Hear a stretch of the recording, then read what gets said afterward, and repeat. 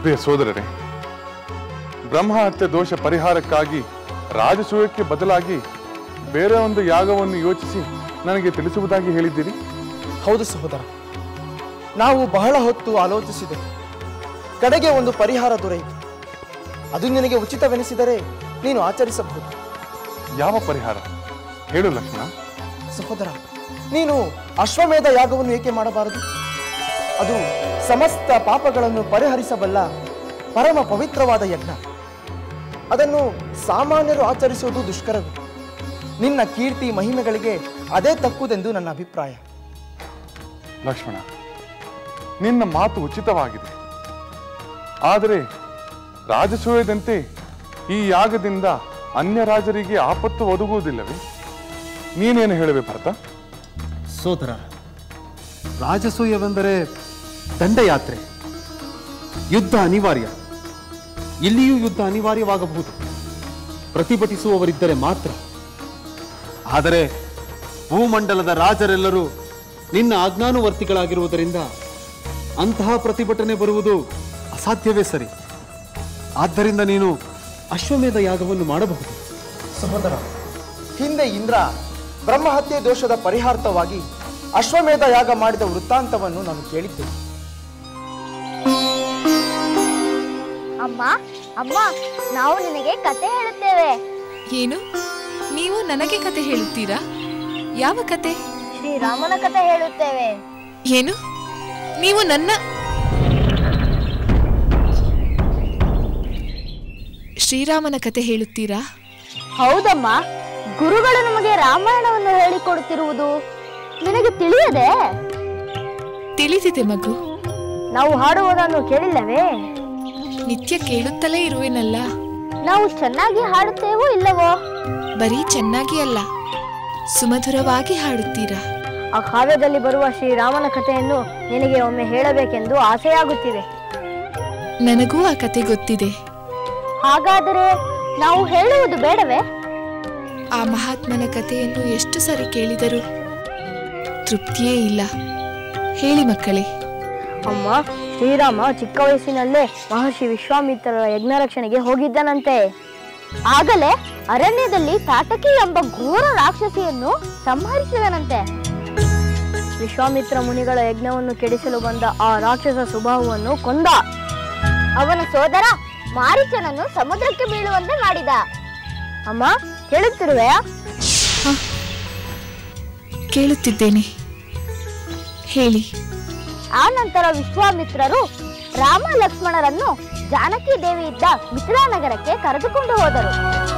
ಅಲ್ಲಿ ಶ್ರೀರಾಮ ಯಾರು ಎತ್ತಲಾಗದ ಶಿವಧನಸ್ಸನ್ನು ಎತ್ತಿ ಅದಕ್ಕೆ ಹೆದೆಯೇರಿಸಲು ಹೋದಾಗ ಅದು ಮುರಿದು ಹೋಯಿತು.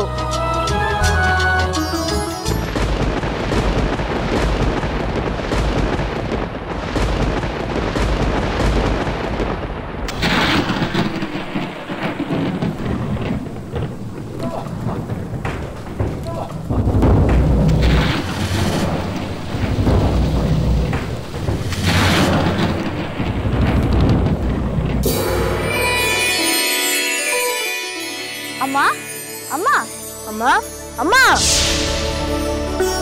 ಏನು ಮಗು? ಶ್ರೀರಾಮ ಶಿವಧನಸ್ಸನ್ನು ಭಂಗಿಸಿದರಿಂದ ಏನಾಯಿತು? ಏನಾಯಿತು? ನನ್ನ ಕಲ್ಯಾಣವಾಯಿತು.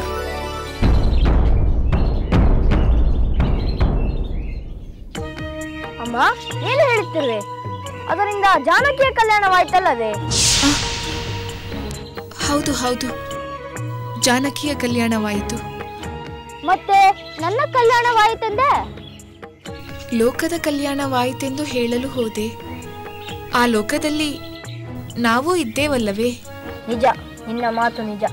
ರಾಮ ಜಾನಕಿಯರ ಕಲ್ಯಾಣ ಲೋಕ ಕಲ್ಯಾಣಕ್ಕೆ ನಾಂದಿಯಾಯಿತು. ಅಮ್ಮ, ನಾವು ಒಂದು ಸಲ ಆ ರಾಮಚಂದ್ರನನ್ನು ನೋಡಬಹುದೇ? ಹೌದಮ್ಮ, ಆ ಮಹಿಮಾನ್ವಿತನನ್ನು ಒಮ್ಮೆ ನೋಡಬೇಕೆಂದು ಆಸೆಯಾಗುತ್ತಿದೆ. ಬರೀ ನೋಡುವುದಲ್ಲ, ಕಣ್ತುಂಬ ಹೃದಯ ತಣಿಯುವಂತೆ ನೋಡಬೇಕು. ಏಕಾಗಬಾರದು? ನಿಮ್ಮ ಪುಣ್ಯ ಫಲ ನೀಡಿದಾಗ ನಿಮಗೆ ಆ ಭಾಗ್ಯ ಖಂಡಿತ ದೊರೆಯುತ್ತದೆ. ನಮಗೆ ಆ ಭಾಗ್ಯ ದೊರೆತಾಗ ನಿನ್ನನ್ನು ಜೊತೆಯಲ್ಲೇ ಕರೆದುಕೊಂಡು ಹೋಗುತ್ತೇವೆ. ಹೌದಮ್ಮ, ಆ ಮಹಿಮಾವಂತನನ್ನು ಕಾಣುವುದೇ ಪುಣ್ಯವಲ್ಲವೇ? ಇಲ್ಲ ಮಕ್ಕಳೇ, ನಾನು ಎಲ್ಲಿಗೂ ಬರುವುದಿಲ್ಲ. ಏಕಮ್ಮ, ನಿನಗೆ ಶ್ರೀರಾಮನನ್ನು ನೋಡುವ ಆಸೆ ಇಲ್ಲವೇ? ನಿಜವಾಗಲೂ ಅವನ ಕತೆ ಕೇಳಿದ ಮೇಲೆ ಯಾರಿಗೆ ಆದರೂ ನೋಡಬೇಕೆಂಬ ಆಸೆ ಆಗುತ್ತದೆ. ಆ ಶ್ರೀರಾಮನನ್ನು ನಿಮ್ಮಲ್ಲೇ ಕಾಣುತ್ತೇನೆ. ನಿತ್ಯ ನೀವು ಹಾಡುತ್ತಿರುವ ಕಥೆಯಲ್ಲೇ ಕಾಣುತ್ತಿದ್ದೇನೆ. ಸರಿ, ಬರೀ ಮಾತೇ ಆಯಿತು. ನೀವು ಹೋಗಿ ಸ್ವಲ್ಪ ಹೊತ್ತು ಆಟವಾಡಿಕೊಂಡು ಬನ್ನಿ. ಹಾಗೇ ಆಗಲಮ್ಮ. ನಾಳೆ ಶ್ರೀರಾಮನ ಕಥೆಯನ್ನು ಮುಂದುವರಿಸುತ್ತೇವೆ. ಹೋಗಿ ಬನ್ನಿ.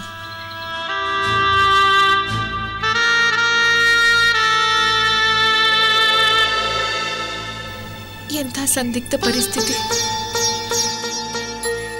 ನನ್ನ ಮಕ್ಕಳಿಗೆ ಹೇಗೆ ಉತ್ತರ ಹೇಳಲಿ?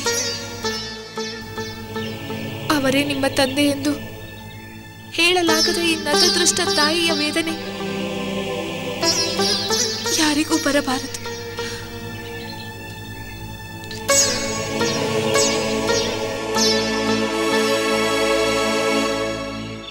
ಹಿಂದೆ ಇಂದ್ರ ಬ್ರಹ್ಮಹತ್ಯೆ ದೋಷದ ಪರಿಹಾರ್ಥವಾಗಿ ಅಶ್ವಮೇಧ ಯಾಗ ಮಾಡಿದ ವೃತ್ತಾಂತವನ್ನು ನಾನು ಕೇಳಿದ್ದೇನೆ. ಅದು ನಿಜ. ಆ ಸಂದರ್ಭವೇನೆಂದು ನಿನಗೆ ತಿಳಿದಿದೆಯೇ ಲಕ್ಷ್ಮಣ? ತಿಳಿದಿದೆ. ದೇವತೆಗಳಿಗೆ ಆಪತ್ಕಾರಿಯು ಮಹಾವೀರನೂ ಆದ ವೃತ್ತಾಸುರನನ್ನು ದೇವೇಂದ್ರ ಸಂಹರಿಸಿದ. ಅವನು ಬ್ರಾಹ್ಮಣನಾದ್ದರಿಂದ ಬ್ರಹ್ಮಹತ್ಯೆ ದೋಷ ಉಂಟಾಗಿ ಮೂರ್ಛಿತನಾದ ದೇವೇಂದ್ರನಿಗೆ ಬಹಳ ಹೊತ್ತು ಎಚ್ಚರವೇ ಆಗಲಿಲ್ಲವಂತೆ.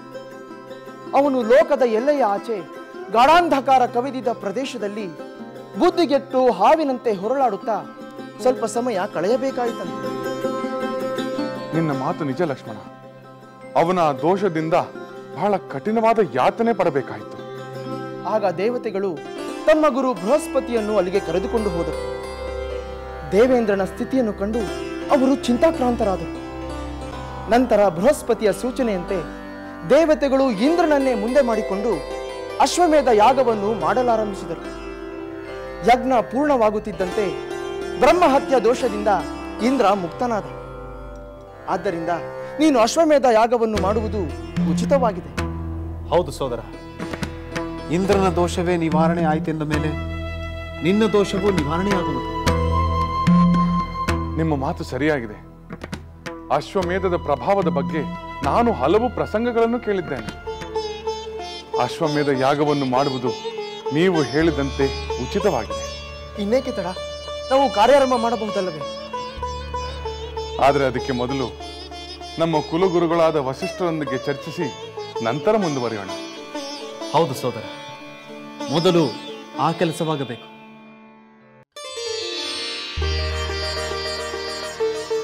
ಸಹೋದರ, ಕುಲಗುರುಗಳಾದ ವಸಿಷ್ಠರು ಬಂದಿದ್ದಾರೆ.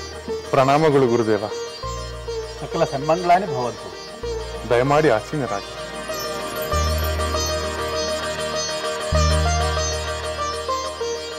ರಾಮಚಂದ್ರ, ನೀನು ಯಾವುದೋ ಮಹತ್ ಕಾರ್ಯವನ್ನು ಆಚರಿಸುವ ಸಂಕಲ್ಪವನ್ನು ಮಾಡಿರುವೆಯಂತೆ?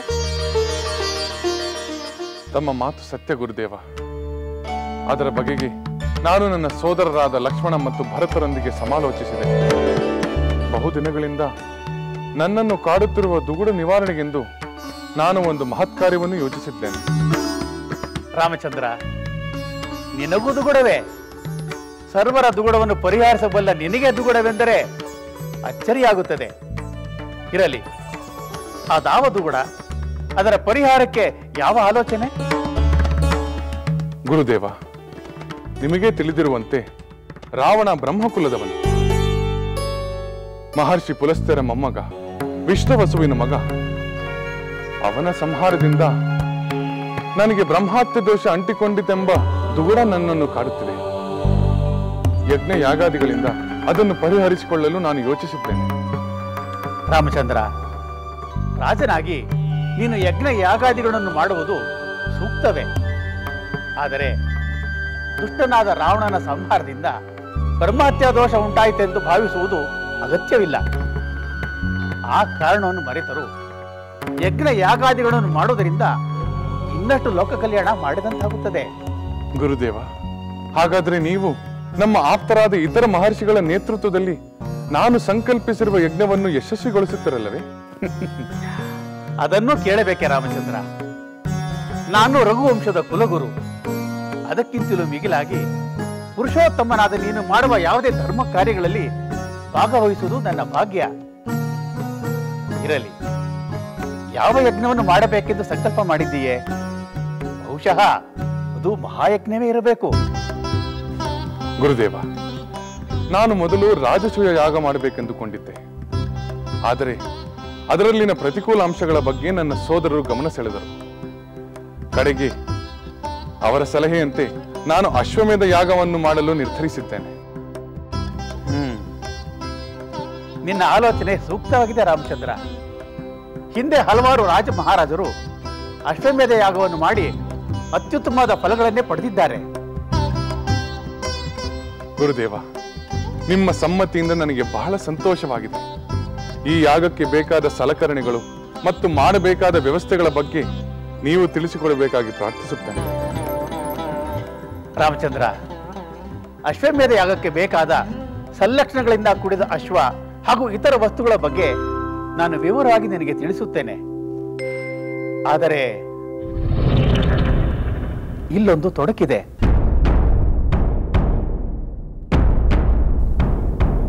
ಯಾವ ತೊಡಕು ಗುರುದೇವ? ರಾಮಚಂದ್ರ, ನೀನು ನಿನ್ನ ಧರ್ಮಪತ್ನಿಯೊಂದಿಗೆ ದೀಕ್ಷಾಬದ್ಧನಾಗಿ ಯಾಗವನ್ನು ಆರಂಭಿಸಬೇಕು. ಅದಕ್ಕೇನು ಮಾಡುವೆ? ಏನು, ಧರ್ಮಪತ್ನಿ ಇರಬೇಕೆ? ಹೌದು, ಇರಲೇಬೇಕು.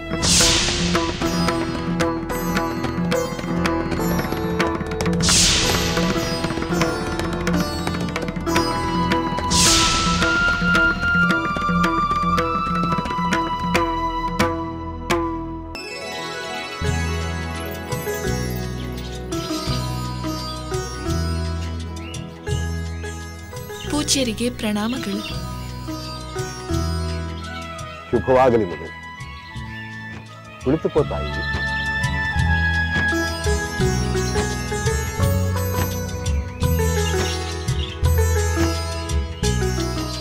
ಏನೋ ಹೇಳಲು ಬಂದಂತಿದೆ. ಯಾವ ಹಿಂಜರಿಕೆಯೂ ಇಲ್ಲದೆ ಅದೇನೆಂದು ಹೇಳು ಮಗಳೇ. ಪೂಜ್ಯರೇ, ನೀವು ರಚಿಸಿರುವ ರಾಮಾಯಣ ಕಾವ್ಯ ಲವಕುಶರ ಮೇಲೆ ಬಹಳ ಪರಿಣಾಮ ಉಂಟು ಮಾಡಿದೆ. ಅದರಲ್ಲಿ ನನ್ನ ವಿಶೇಷವೇನಿದೆ ಮಗಳೇ? ಶ್ರೀರಾಮನ ಕಲ್ಯಾಣ ಗುಣಗಳು ಸರ್ವರನ್ನೂ ಆಕರ್ಷಿಸುತ್ತವೆ. ಲವಕುಶರಿಗೆ ನಿಂತಲ್ಲಿ ಕುಳಿತಲ್ಲಿ ರಾಮನದ್ದೇ ನೆನಪು. ನನಗೂ ರಾಮಾಯಣದ ಕಥೆಯನ್ನು ಹೇಳಲು ಉತ್ಸಾಹ ತೋರುತ್ತಿದ್ದಾರೆ. ಅದರಿಂದ ಸಹಜವಾಗಿ ನಿನಗೂ ಸಂತೋಷವಾಗಿರುತ್ತದೆ ಅಲ್ಲವೇ? ಖಂಡಿತ ಸಂತೋಷವಾಗುತ್ತಿದೆ, ಅಪಾರವಾದ ಸಂತೋಷವಾಗುತ್ತಿದೆ. ಆದರೆ ಅವರ ಆಸೆಯನ್ನು ಕೇಳುತ್ತಿದ್ದರೆ ಭಯವಾಗುತ್ತಿದೆ. ನಿನಗೆ ಭಯ ಹುಟ್ಟಿಸುವಂತ ಯಾವ ಆಸೆಯನ್ನು ವ್ಯಕ್ತಪಡಿಸಿದರು ಮಗಳೇ? ಅವರು ಶ್ರೀರಾಮನ ಸದ್ಗುಣಗಳಿಂದ ಪ್ರಭಾವಿತರಾಗಿದ್ದಾರೆ. ಅವರ ತಂದೆ ಎಂದು ಅರಿಯದೆ ಅವರನ್ನು ಕಾಣುವ ಆಸೆಯಿಂದಿದ್ದಾರೆ. ನೀನೇಕೆ ಭಯಪಡಬೇಕು? ನಿನ್ನ ಮಕ್ಕಳ ಆಸೆ ಸಹಜವಾಗಿದೆ. ಶ್ರೀರಾಮನ ಕಾವ್ಯವನ್ನು ಹಾಡುತ್ತಾ ದಿನನಿತ್ಯ ನನ್ನಿಂದ ಕೇಳುತ್ತಾ ಒಮ್ಮೆ ಅವರನ್ನು ನೋಡಬೇಕೆಂದು ಬಯಸುವುದರಲ್ಲಿ ತಪ್ಪೇನಿದೆ ಮಗಳೇ? ಅದು ಹೇಗೆ ಸಾಧ್ಯ ಪೂಜ್ಯರೇ? ಇದರಲ್ಲಿ ಸಾಧ್ಯವಾಗದಿರುವಂಥದ್ದು ಏನಿದೆ ಮಗಳೇ? ಹೌದು ಪೂಜ್ಯರೇ, ನನ್ನ ಸ್ವಾಮಿ ನನ್ನನ್ನು ತ್ಯಜಿಸಿದ್ದಾರೆ. ನನ್ನ ಮಕ್ಕಳೆಂಬ ಕಾರಣಕ್ಕೆ ಅವರನ್ನು ತ್ಯಜಿಸಬಹುದು. ಅದಲ್ಲದೆ ಪತಿಯಿಂದ ತ್ಯಜಿಸಲ್ಪಟ್ಟವಳೆಂದು ತಿಳಿದರೆ ನನ್ನ ಮಕ್ಕಳು ನನ್ನ ಬಗ್ಗೆ ಯಾವ ರೀತಿ ಯೋಚಿಸಬಹುದು ಎಂದು ನೆನೆದರೆ ಭಯವಾಗುತ್ತದೆ. ಮಗಳೇ, ನೀನು ಯಾವ ಅಪರಾಧವನ್ನು ಮಾಡಿದವಳಲ್ಲ. ನಿನ್ನ ಮಕ್ಕಳು ಯಾವ ಅಪರಾಧವನ್ನು ಮಾಡಿದವರಲ್ಲ. ಮುಂದೆಯೂ ಮಾಡುವುದಿಲ್ಲ. ಶ್ರೀರಾಮಚಂದ್ರನಿಂದ ನಿನ್ನ ಮಕ್ಕಳಿಗೆ ತೊಂದರೆಯಾಗುತ್ತದೆ ಎಂಬ ಆತಂಕವನ್ನು ಬಿಡು. ಆದರೆ ನನ್ನ ಮಕ್ಕಳು ನನ್ನ ಸ್ವಾಮಿಯ ದರ್ಶನಕ್ಕಾಗಿ ಹಂಬಲಿಸುತ್ತಿದ್ದಾರೆ. ಅದನ್ನು ಈಡೇರಿಸುವುದು ಹೇಗೆ? ಆ ಸಂದರ್ಭದಲ್ಲಿ ಏನಾದರೂ ಅಚಾತುರ್ಯ ನಡೆಯಬಹುದಲ್ಲವೇ? ಮಗಳೇ, ಇಂತಹ ಚಿಂತೆಗಳನ್ನು ಬಿಡು. ನಿನ್ನ ಮಕ್ಕಳಿಗೆ ತಮ್ಮ ತಂದೆಯ ಬಗ್ಗೆ ಪ್ರೀತಿ, ಅಭಿಮಾನ, ಗೌರವಗಳು ಬೆಳೆಯಬೇಕೆಂದು ನಿನ್ನ ಬಯಕೆ ಅಲ್ಲವೇ? ಹೌದು ಪೂಜ್ಯರೇ, ಅದು ನನ್ನ ಆಸೆ. ಅದರ ಮೊದಲ ಹೆಜ್ಜೆ ಇದು. ನಿನ್ನ ಮಕ್ಕಳಿಗೆ ಶ್ರೀರಾಮ ತನ್ನ ತಂದೆ ಎಂದು ಗೊತ್ತಿಲ್ಲದಿದ್ದರೂ ಅವನ ಮೇಲಿನ ಪ್ರೀತಿ, ಭಕ್ತಿ, ಅಭಿಮಾನದಿಂದ ಅವನನ್ನು ನೋಡಬೇಕೆಂದು ಬಯಸುತ್ತಾರೆ. ಸೂಕ್ತ ಸಮಯದಲ್ಲಿ ಅದು ಸಾಧ್ಯವಾಗುವಂತೆ ನಾವೇ ಮಾರ್ಗದರ್ಶನ ನೀಡುತ್ತೇವೆ. ಅಂದರೆ ನನ್ನ ಮಕ್ಕಳು ಅವರ ತಂದೆಯನ್ನು ನೋಡುವುದು ಸಾಧ್ಯವಾಗುತ್ತದೆಯೇ? ಖಂಡಿತ ಸಾಧ್ಯವಾಗುತ್ತದೆ. ಆದರೆ ಆಗ ಅವರು ತಮ್ಮ ತಂದೆ ಎಂದು ನೋಡುವುದಿಲ್ಲ, ಅಯೋಧ್ಯಾಧಿಪತಿಯಾದ ಪುರುಷೋತ್ತಮನಾದ ಶ್ರೀರಾಮಚಂದ್ರನೆಂದು ನೋಡುತ್ತಾರೆ. ಅಂದರೆ ಶ್ರೀರಾಮನಿಗೂ ಅವರು ತನ್ನ ಮಕ್ಕಳೆಂದು ತಿಳಿಯುವುದಿಲ್ಲ ಅಲ್ಲವೇ? ಇಲ್ಲ, ಅವನಿಗೂ ತಿಳಿದಿರುವುದಿಲ್ಲ. ಅಂಥ ಶುಭಗಳಿಗೆ ಇಷ್ಟರಲ್ಲಿಯೇ ಪ್ರಾಪ್ತವಾಗುತ್ತದೆ. ಮುಂದೆ ಎಲ್ಲವೂ ಶುಭವಾಗುತ್ತದೆ. ನೀನು ಚಿಂತಿಸಬೇಡ ಮಗಳೇ. ಹಾಗೇ ಆಗಲಿ ಪೂಜ್ಯರೇ.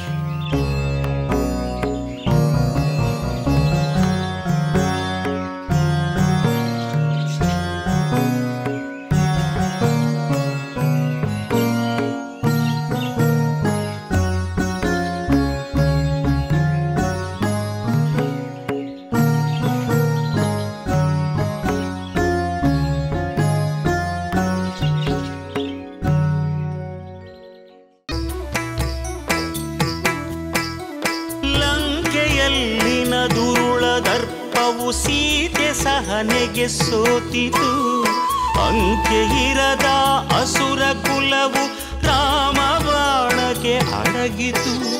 ದೂರವಿರಲಿ ಸನಿಹವಿರಲಿ ರಾಮ ಹೃದಯ ನಿವಾಸಿನಿ, ಯುಗವು ಯುಗವು ಸಾಗಲಿ ಅಕಳಂಕ ಪ್ರೇಮ ಪ್ರಬೋಧಿನಿ. ಅಮರ ಗಾಧೆ ಧರಣಿ ಜಾತೆ ಸಾಧ್ವೆ ಸೀತೆ ಸುಚರಿತೆ, ಸಹನ ಶಕ್ತಿ ಪತಿಯ ಭಕ್ತಿ ಲೋಕಮಾನ್ಯ ವಂದಿತೆ.